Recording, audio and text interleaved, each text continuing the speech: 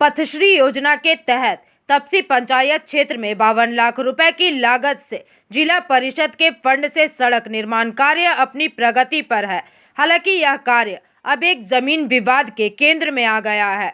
पता चला है कि तपसी के स्थानीय निवासी राजू मंडल ने आरोप लगाया है कि उनकी निजी भूमि दाग संख्या 909 पर बिना किसी अनुमति सड़क बनाई जा रही है एवं इस संबंध में उन्होंने पूरी जानकारी साझा की है। वहीं कुनुस्तुड़िया ग्राम के निवासियों ने इन आरोपों को बेबुनियाद बताया है तथा इस बारे में ग्रामीण समीरान मंडल ने अपनी बातें रखी। এই রাস্তাটা অ্যাকচুয়ালি আমরা 2 বছর আগে জেলা পরিষদে পাঠিয়েছিলাম। এখানে 40 ফুট কোথাও 35 ফুট কোথাও 45 ফুট চওড়া রাস্তা আছে। মুখটাতে আমাদের এখানে রাস্তা আছে প্রায় 20 ফুট।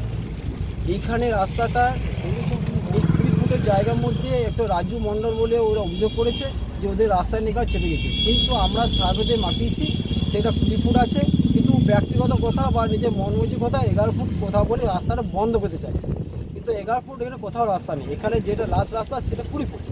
আমরা তার নকশা আমরা সেটা সার্ভেতে মাপিয়েছি, যথারীতি আমরা প্রধান জেলা পরিষদ সব জায়গায় জানিয়েছি।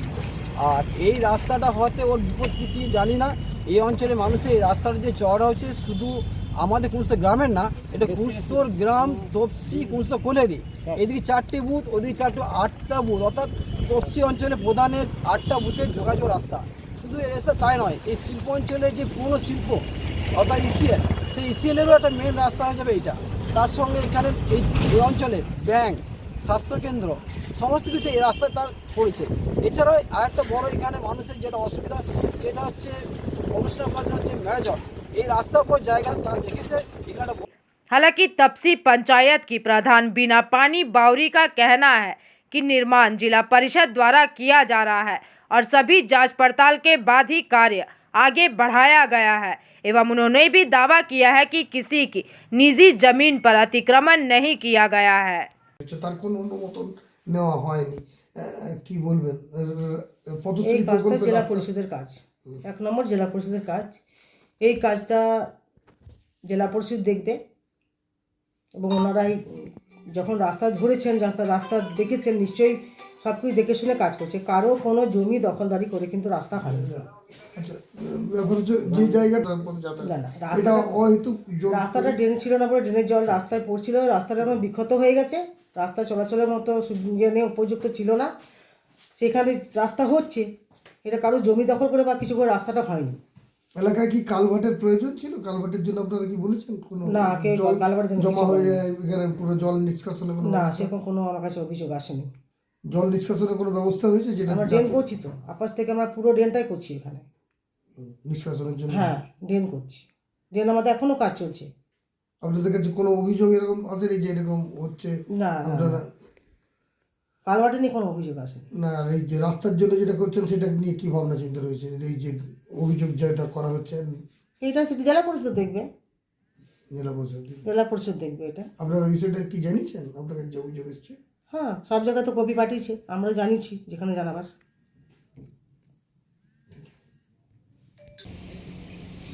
তো এই ক্ষেত্রে কি এখন কি তো কাজ শুনছি বন্ধ হয়ে আছে? না, কাজ তো আমি 2 তারিখে অভিযোগ জানিয়েছি, 2 তারিখের পর 3 তারিখ ওরা আবার লেভেলিং করেছে, কাজ বন্ধ হয়নি। আমি লিখিত অভিযোগ জানিয়েছি, আপনাদের মারফতে আমি জানাতে চাই যদি ওদের ডেভেলপমেন্ট করার যদি এতই ইচ্ছে থাকে না, তো রাস্তা অলরেডি একটা আছে ওইখানে, মানে কংক্রিটের রাস্তা অলরেডি আছে, সেই রাস্তার ওপরে দ্বিতীয়বার রাস্তা করার কোনো মানে হয় না। ওই জায়গাটাতেই একটু বৃষ্টি পড়লেই মানে NH-60-র ওপরে 1 হাঁটু জল জমা হয়ে থাকে। সেই জল জমা হওয়ার কারণটা হচ্ছে জল নিষ্কাশনী ব্যবস্থা তপসি ওই জায়গাটাতে নেই। ওই টাকাটা যদি ওই নিষ্কাশনী ব্যবস্থায় খরচা করা হয় তাহলে মানুষের তো দুর্ভোগ সৃষ্টি হয় না। রাস্তা আগেই ইতিমধ্যে আছে ওখানে? হ্যাঁ, অলরেডি রাস্তা আছে, অলরেডি কংক্রিটের রাস্তা আছে, আবার কংক্রিটের রাস্তার ওপরে আবার রাস্তা তৈরি করছে। মানে আপনার যে জায়গাটার উপরে যেটা যাচ্ছে সেটা কি আপনার কাছে কোনো অনুমোদন নেই? কোনো অনুমতি নেয়নি, কিচ্ছু নেয়নি, বিনা অনুমতিতে কাজ করছে, জল মানে জোরপূর্বক কাজ করছে।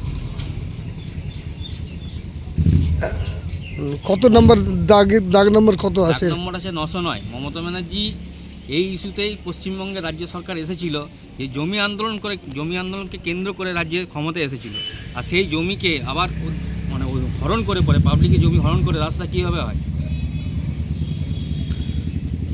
ওটার নামটা পরিচয়? আমার নাম রাজু মণ্ডল। जामुड़िया से दिलीप साव की रिपोर्ट, PVTV न्यूज़।